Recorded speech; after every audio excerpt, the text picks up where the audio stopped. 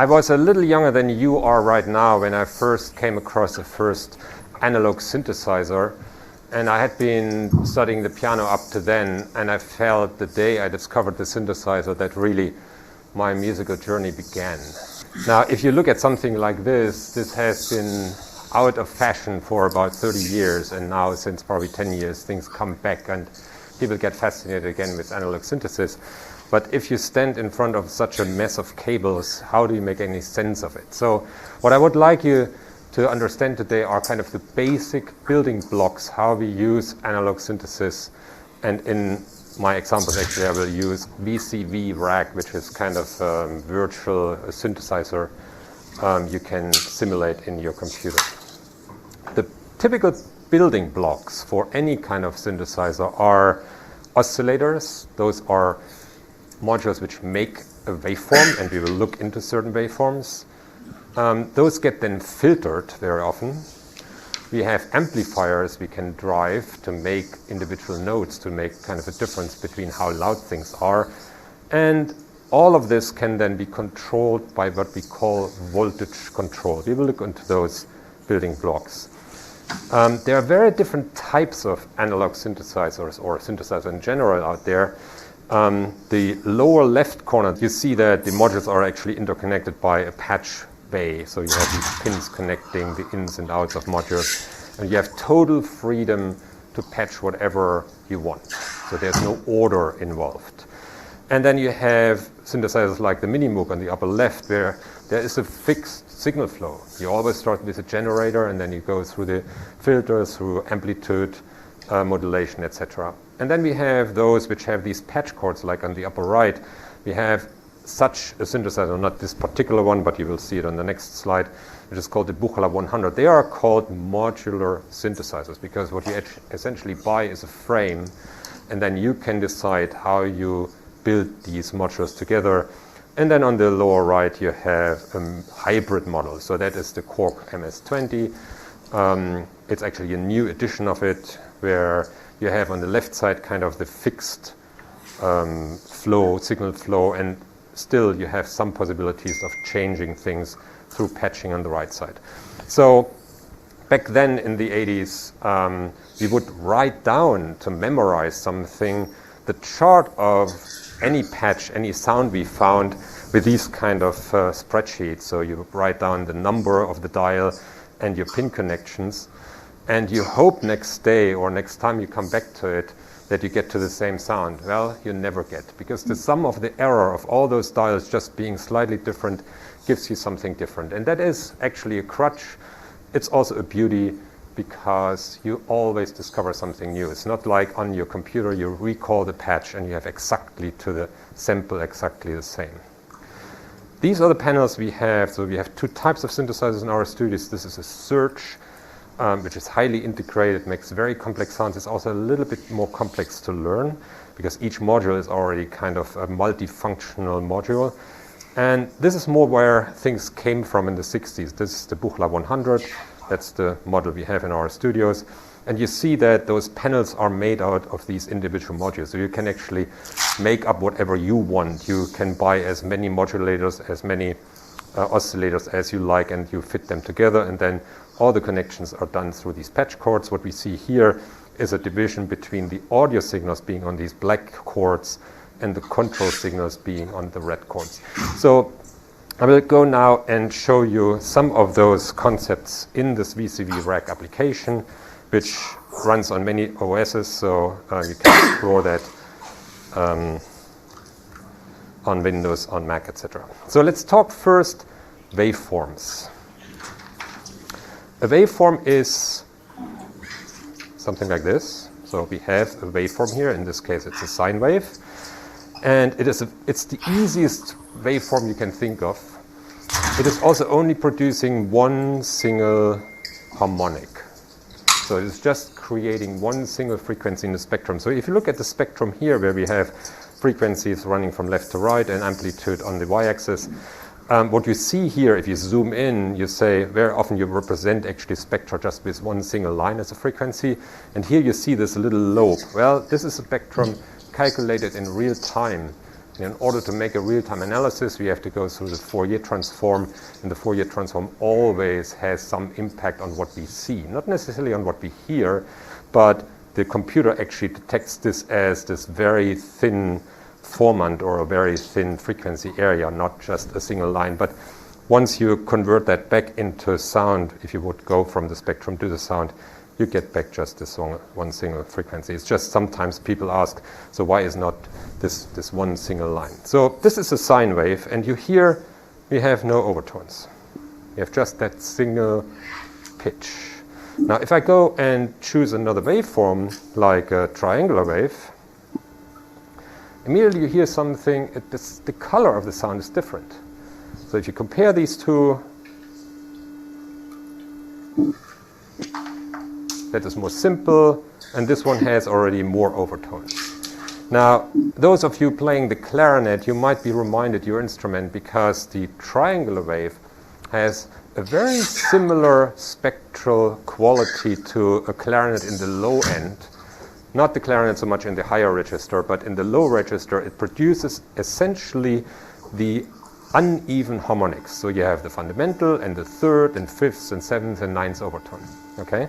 So that makes a little bit of hollow sound compared to a sawtooth, which is much brighter. So the only thing which changes here is actually the shape of the waveform. The shape of the waveform producing more or less overtones. And we will see in subsequent patches that this becomes then some material we can use to filter, to change things. Okay, so let me open the next one.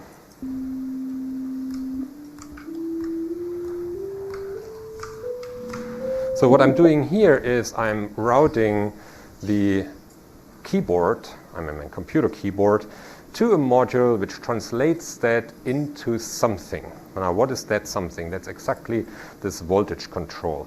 So if I unmute this is my oscillator, and I have a dial, which is my frequency. Okay? So I can dial, I can change the frequency of that oscillator by dialing that knob. Internally, what happens is that knob actually controls just the control voltage. So it is changing the voltage which goes to the producing sound generator, and I can change that either through this dial or through all kinds of other modules, and you will see some of them throughout this presentation.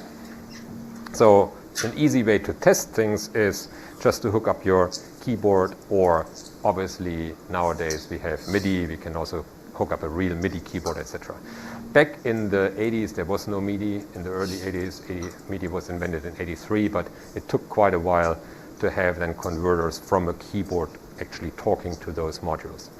The other thing you see in this patch here is that we have two representations of pitch in here. The left one is translating my control voltage and tells me this is now an FN4, this is a G4, etc. But on the right side, what we are having in this module, it's actually an analysis of the real pitch of my oscillator. So you have to always make the difference between something which is a control signal and can represent something, that is my left side, and then the real sound being tuned to something and then making a pitch analysis. So this is acting on the signal, this is acting on the control voltage. Now, if I can dial my frequency with this particular dial here, I can also use another oscillator. And one possibility is to use what we call an LFO, a low frequency oscillator. Those LFOs, they are not necessarily there to be heard because they act in frequency ranges which are below human hearing. So what you hear now is, and what you see on this oscilloscope is, the brown line is a very slow changing sine wave, and we hear it because I'm plugging the output of that sine wave into the frequency input of that oscillator. So the sound is produced by this oscillator, and this one is used to change the frequency of my sine wave. Here we have a different waveform, which is called the square wave. That again produces a sound which has a lot of overtones, And it has one more interesting modulation possibility. If I play that, I have, this is the oscillator we're using right now. It produces the square wave. And I have something which is called the PWM, the pulse width modulation. So if I dial this with my hand, you will see in the scope that I'm changing the proportion of the wave being above 0 and the wave being below 0, or in some oscillators it's just between +5 and 0. So if I play this, you see now that these proportions between the upper and the lower portion of the wave changes, and you hear a clear change in sound color.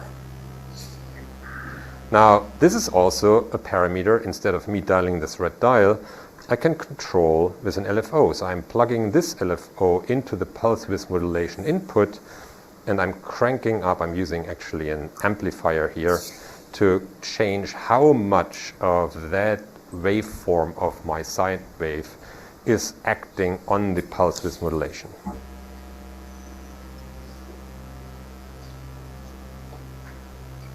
The next portion I want to talk about is what we call the ADSR. That's something you find in a lot of literature on a lot of these panels. It is what we call the envelope. ADSR stands for attack, decay, sustain, release. There are 4 typical stages of how intensity evolves. They also help us model effects like in a real instrument. So 3 of those are times. Attack is a time, decay is a time, but then sustain is a level, and release is again a time. Some synthesizers have the ability to have more stages than just those 4. Others have just an attack, a release. So then you have just a 2-stage envelope, and you have no control over these middle portions of the decay and the sustain. So let's see those in action. This is one of those modules where you would then dial these 4 stages: time, time, level, and time.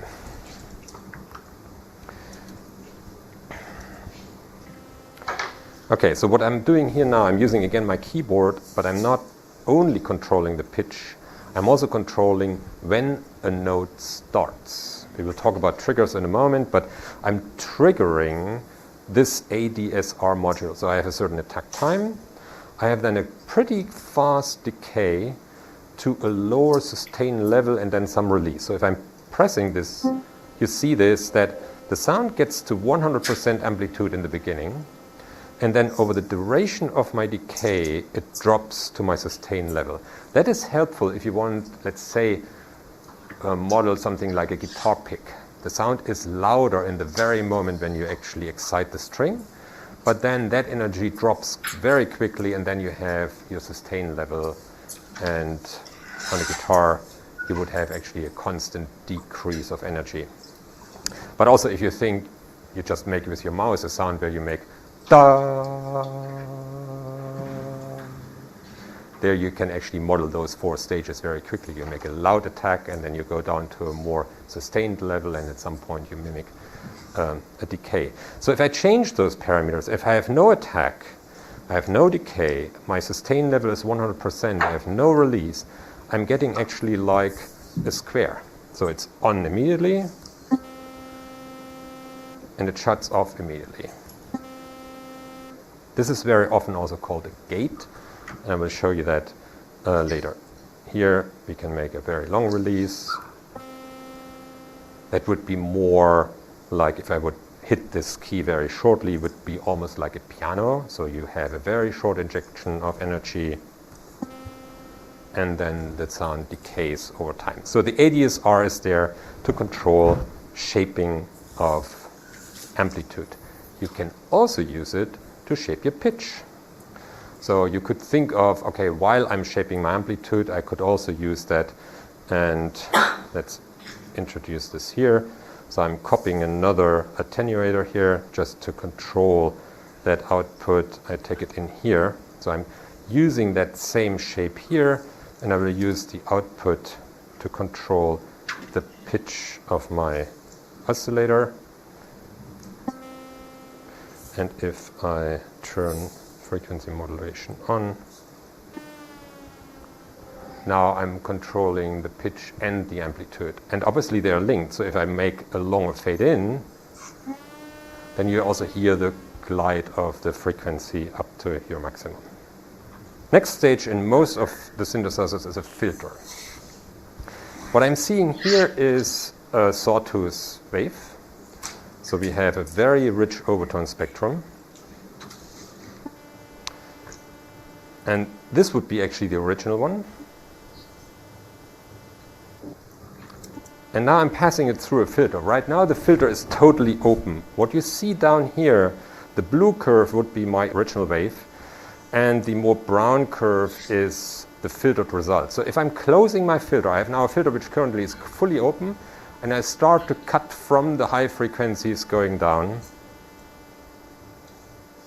Now what you see clearly in the spectrogram is that you lose more and more energy in the high end.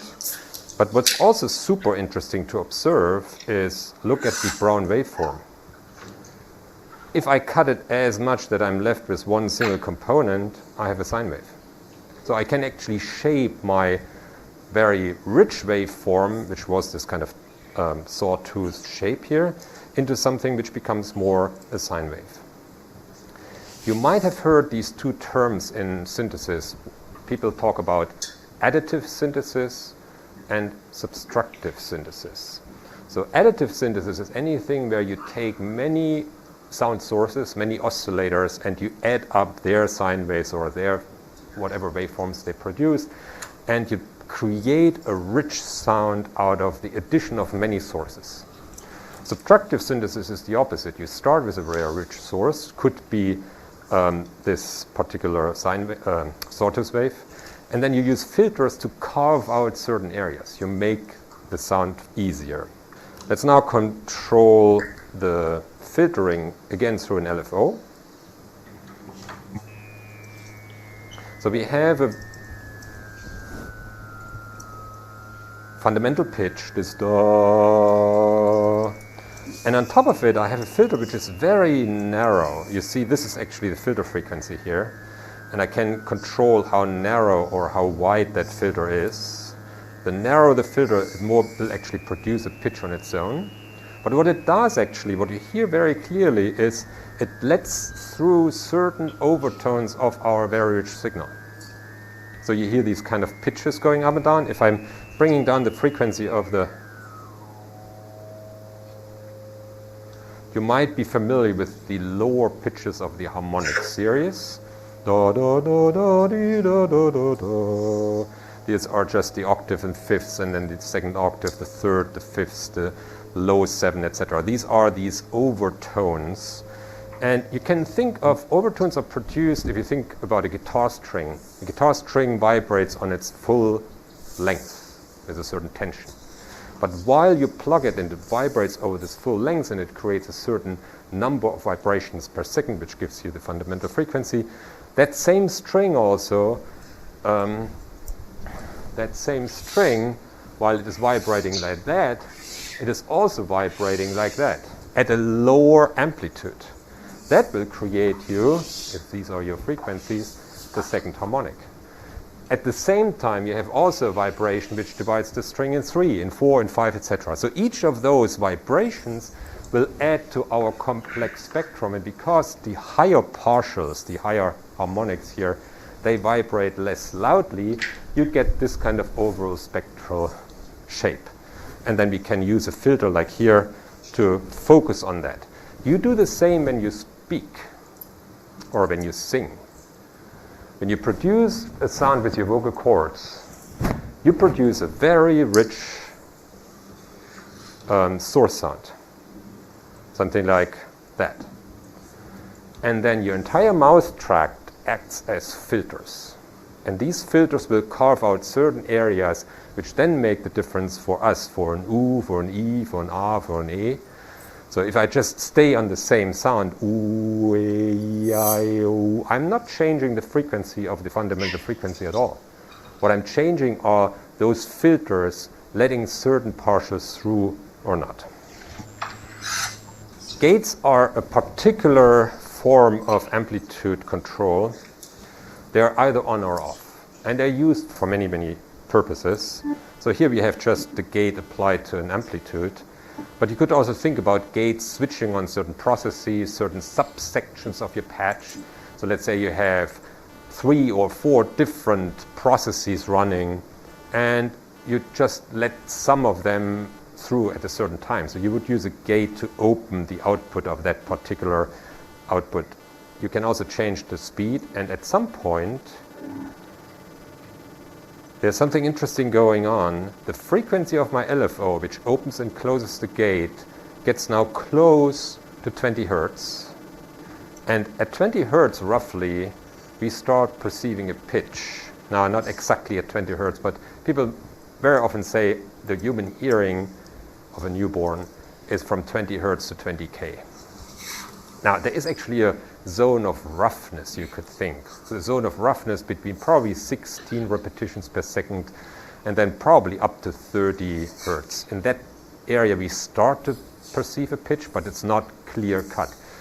At 32 Hertz, you are at the lowest C. If you are in a large church organ, there you might have actually something which at the lowest C on the pedal produces a frequency of 32 Hertz. The open string of a cello is just the octave above. So the open string of a cello is around 64 Hertz, to give you a kind of a reference. So what happens if that on-off switch here becomes faster than 20 Hertz? Well, it changes the overall spectrum. And what we do here is actually amplitude modulation. You might have heard that from radio, AM, but it's also used a lot in synthesizers. So we have a waveform and we modulate the output amplitude with frequencies faster than 20 Hertz, and that becomes then a complex spectrum. You might have heard about frequency modulation. That's something very similar, only we don't control the output amplitude, we control the frequency of the oscillator. Something used a lot is controlled random. So here you see again I have a trigger train here, kind of a square wave. And I'm running at these moments of a trigger a random generator. The random value will stay the same till the next trigger kicks in. So if I slow down the LFO frequency here, then each pitch will last for longer. And if I bring it up, then we can play around with faster successions of random pitches. Kind of the brother of that is what we call a sample and hold.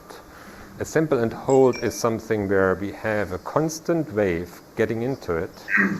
So the sample and hold has kind of 2 inputs. You have a signal input and you have a control input. And it is at the moment of a trigger that the sample and hold will output that value and hold it till the next trigger comes in. So what you see here is we have, as our input is this very slow evolving sine wave. We use that sine wave as a control for our oscillator we hear. But it's not this continuous up and down as we heard earlier. We control the control voltage through this sample and hold mechanism. And if I speed up that LFO, that was the wrong one here. So now we sample the same sine wave which controls our pitch faster. And if I'm going really fast, well, now we don't discern these individual steps anymore. We just hear the constant sine wave.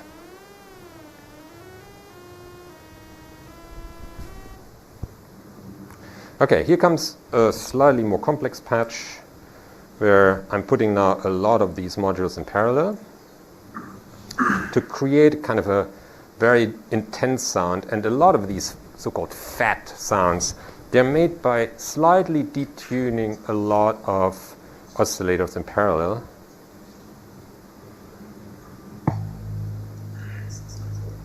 So what we hear is all these kind of little waves, this kind of beating of many oscillators against each other, and then you have kind of an overarching glissando driving the entire structure lower. When I hit my key, then I can restart the pitch envelope. And so you hear this kind of slowly beating, slightly evolving texture. And I will slowly come to an end of explaining modules. This is something which is used a lot. It's sequencing. You might have heard that term as sequencer. They were modules where the first modules always had 8 steps.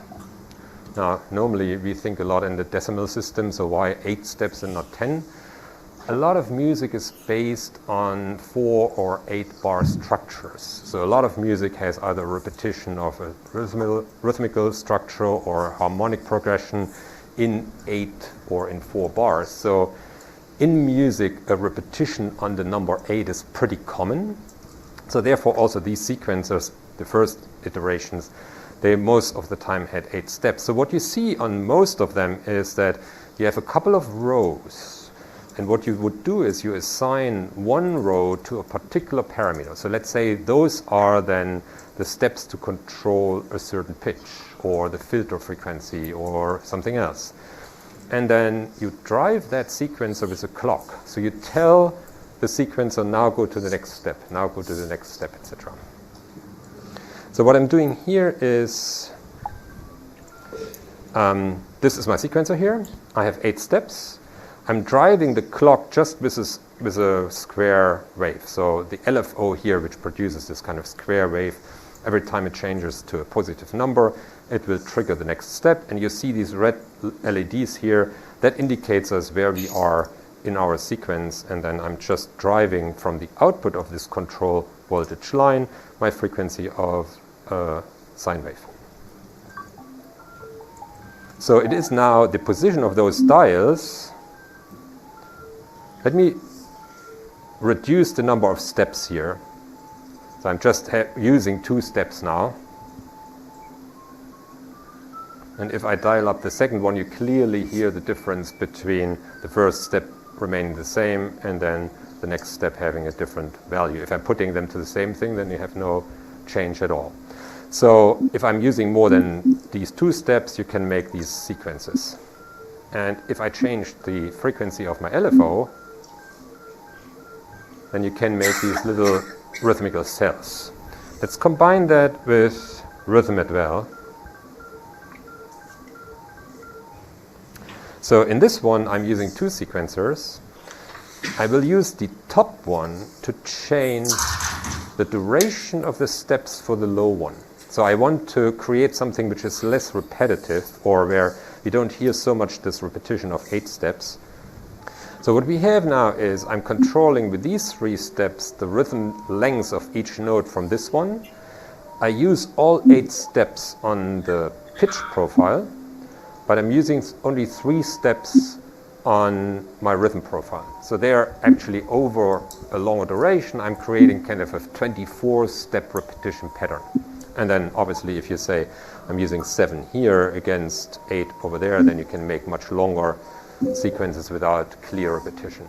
So that is used a lot in order to create textures where we don't hear immediately after 8 steps, particularly when you run the rhythm of these changes pretty quickly. You don't want to fall into this immediate repetition of the same material. Okay, I will finish with 2 more examples which are slightly more, let's say, artistic and not so much educational. This is using now the step sequencer, but with a lot of modules.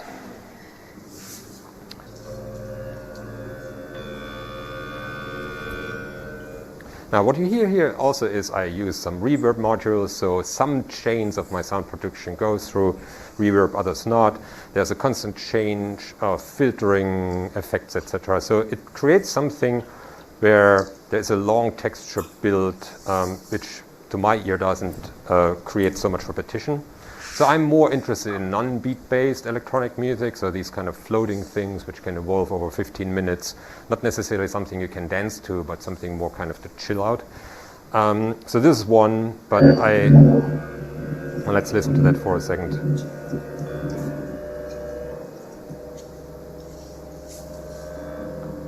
What you hear in this one also, there are some gates used to bring certain layers in and out, so there's kind of these stepwise amplitudes coming in and out. And then I want to finish with a slightly more complex example. That is one of my live sets where I'm using a little MIDI fader box here. And I've assigned not all faders to something, but most of those faders and knobs have some influence on how this operates here. Let me put that onto the sound card. And then because for every single patch here, this assignment of those knobs changes, because whatever you need and whatever, depends also how long it takes you to build this patch and what you get used to play. So after 3 of them, you can't hold in your brain which fader is doing what. So I'm just doing my little cheat sheets where they have kind of the same size as this, so I can then just look at them. Those are the faders, those are the knobs. So we have 3 layers. That's the first layer. And it has an overarching filter. So with that one, I can bring in overtones or take them out. I have a second layer which acts on a different pitch. And the way I'm driving those pitches is with extreme low LFOs. So in this incarnation, these blue modules on the upper row, they are LFOs, and you can actually make LFOs which would last a year to repeat, or some of them are actually going into kind of more universal times like billions of years. I would not hear the change before I die, but if you make them kind of evolve over 30 minutes, you have something where, let's say, you can make a very slow evolving glissando over that duration. So the pitches are not tuned to each other.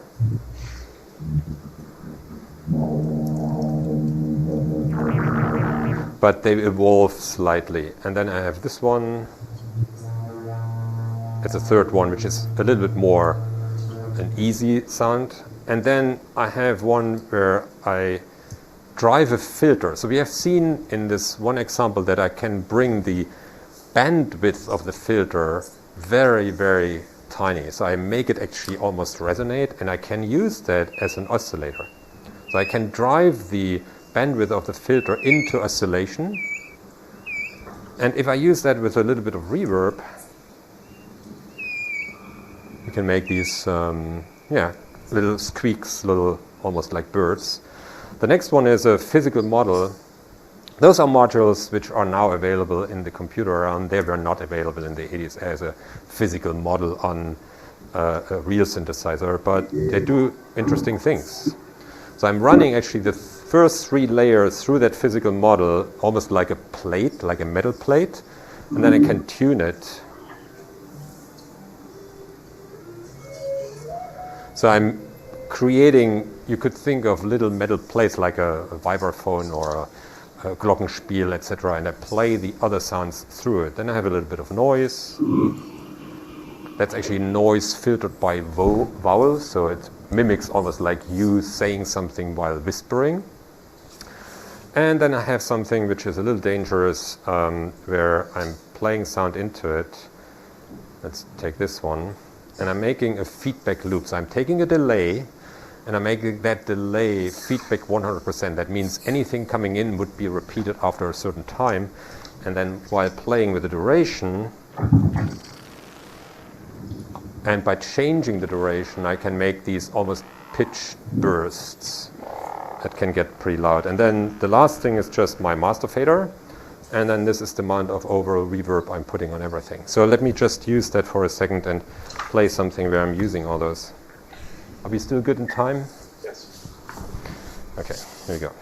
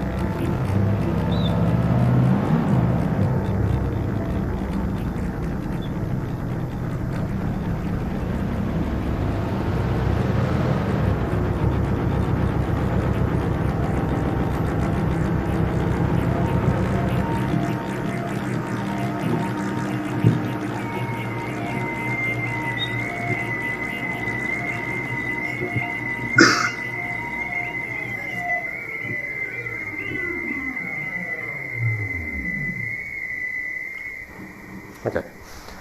So I guess coming from an instrument, for me, it's super important to take that as an instrument. So while I'm performing, I'm not watching my screen. You don't listen while you just look at your faders move while you move your faders. I mean, on the dials on the screen. So you need to get to a point where you know what each of those controls is doing, and then you just use your ears to mix them and to perform something.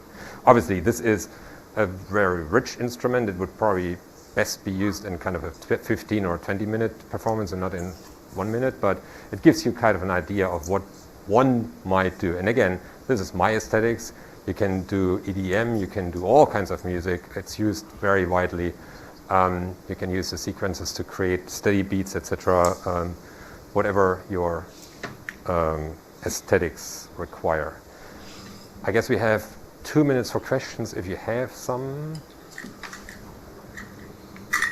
Any questions for Professor Tutschku? I have several. I think that this is a bit overwhelming in the sense that almost every word that you've spoken has to do with everything we've been talking about in the course. And so you've covered in the first 10 minutes of your discussion, you covered like the entire first half of the course talking about instruments and talking about different harmonics, overtones, talking about our vocal system, our hearing system. So that's really wonderful to have all these connections. One question that I had, as you're sort of walking through what was present in the 80s versus what we have in front of us here, I noticed that some of these patches have things like random number generators.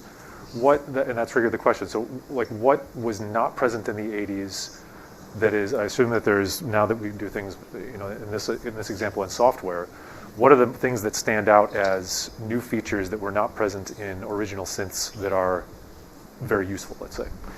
I guess I will cope out of that question a little bit. I think for me the biggest difference is that you started out with a limited system. You had 3 oscillators, you had 2 filters, you had 3 LFOs, and that's it. And with that you had to invent something. It was the same set of things, and you had to be super creative to figure out what can you do in new. Now these software environments, they suggest that, oh, I don't like it, let's take another 3 oscillators, let's take another 5 controls.